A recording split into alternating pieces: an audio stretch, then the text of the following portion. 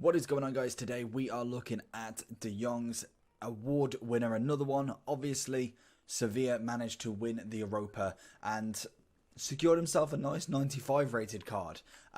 I like the trophies in it. I think it gets back to the proper awards. Like last year we had Virgil and Sterling with the trophies. Unfortunately, with obviously the scenario that's going on right now, we wouldn't be able to get that, but it's nice that we can still get something like this, a nice dynamic image. We had Alonso last year or the year before with exactly the same when he managed to win. They obviously had the trophy, which was awesome, and it just adds that a little bit more to the dynamic for me. In terms of this card then, he is about 100k, 90 to 100k depending on what console you're playing. It's an 84 rated team, so for me, that's not terrible. For a 95, I can't really see that being too much of an issue. 3-star skills definitely isn't good enough at this point of the game. I feel like this card is going to be more sentimental, if anything.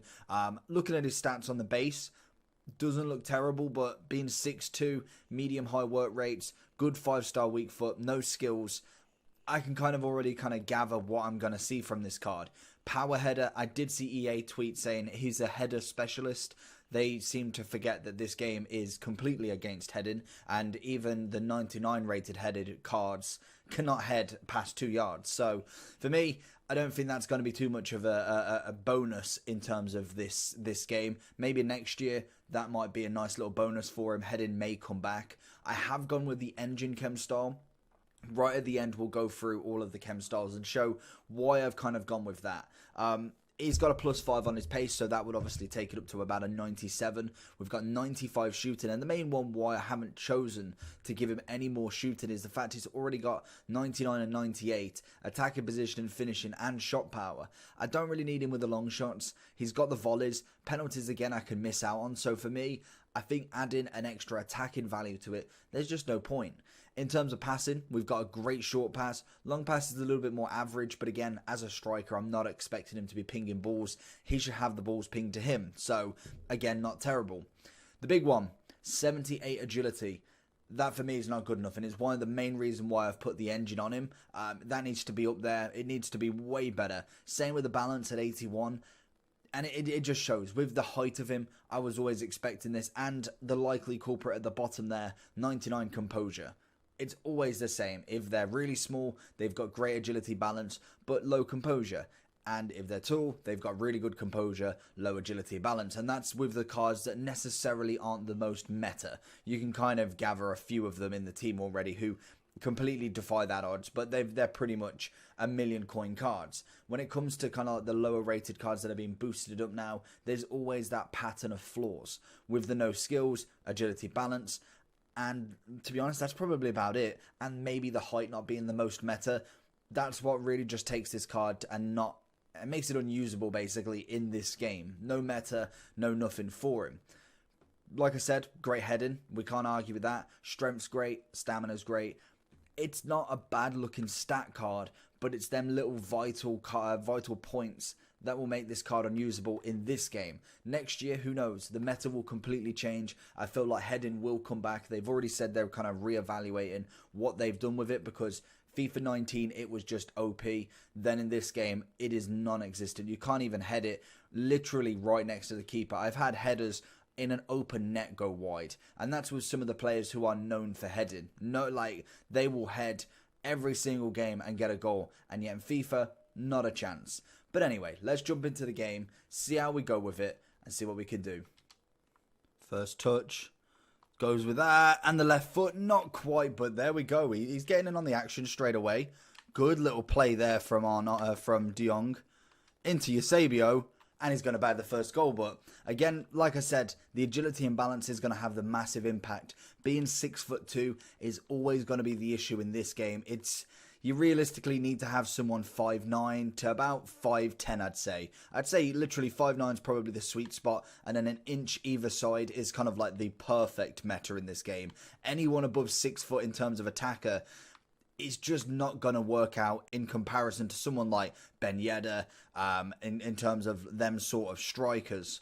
It's a cracking ball. But we'll see how he goes still. He's managed to get on the ball. Yes, he didn't manage to get an assist, but that's going to be a goal. Oh, he's missed. He managed to get the drag back, but it just managed to get the tackle as well. So we'll see how we go with it. He has got the 5-star weak foot, so that is always on his side. And he can always win them headers, as he didn't, which is always great. But he does manage to win quite a lot of them. Literally, that was the first one he's lost so far. And the aggression side of it is going to be wonderful. If I can get him to make a move, that would be nice. Gets the right foot. Mandanda with a save. And here would be a nice way to get him as well. Getting on that front post. I've always kind of liked that area. Get a little chip in. De Bruyne missing that.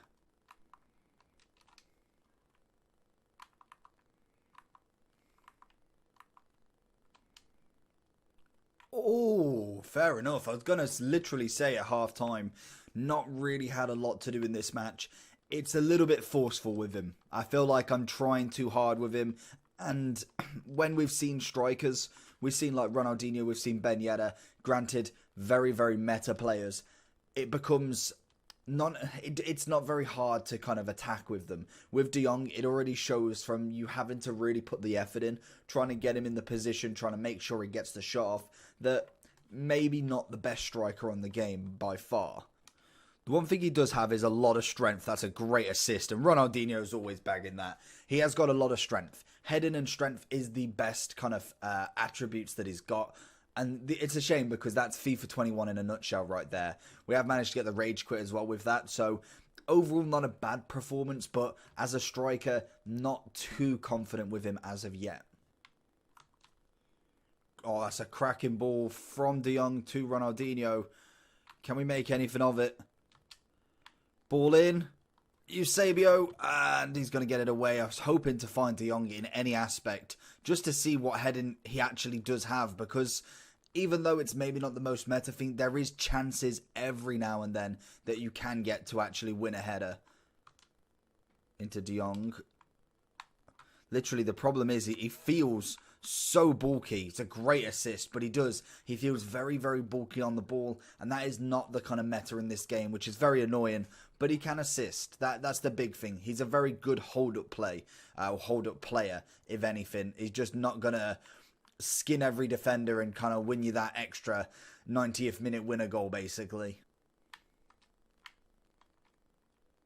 Oh, it's another cracking assist. It's what I was trying to find with De Jong there, but R9 does it so much better. We gave an attempt with De Jong, but he's just really good at assisting.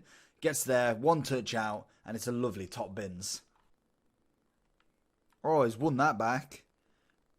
Only to lose it back. No, didn't quite get it again. Oh, cracking ball from De Jong. Can we get him back in the box? Going to go for the cross. Ramos is just a phenomenal centre-back, though.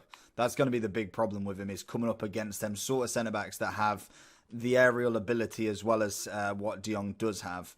I'm hoping we can kind of get some sort of shot off, because it's been a while since we've managed to do anything in this game. De Jong's been very, very quiet, and the best options we're going to get from him is literally them. The front post, or if we could drag it back there as well. So going into the overall for De Jong then, like I said, let's just refresh that. 90 to 100k, depending on what console you're on. 84.18 for me is absolutely fine. If we was to go for, where is the cheapest buy rating? I don't know what a 95 is coming in at now, but 56. So if you do it for free, I feel like fodder-wise, it's not a bad card.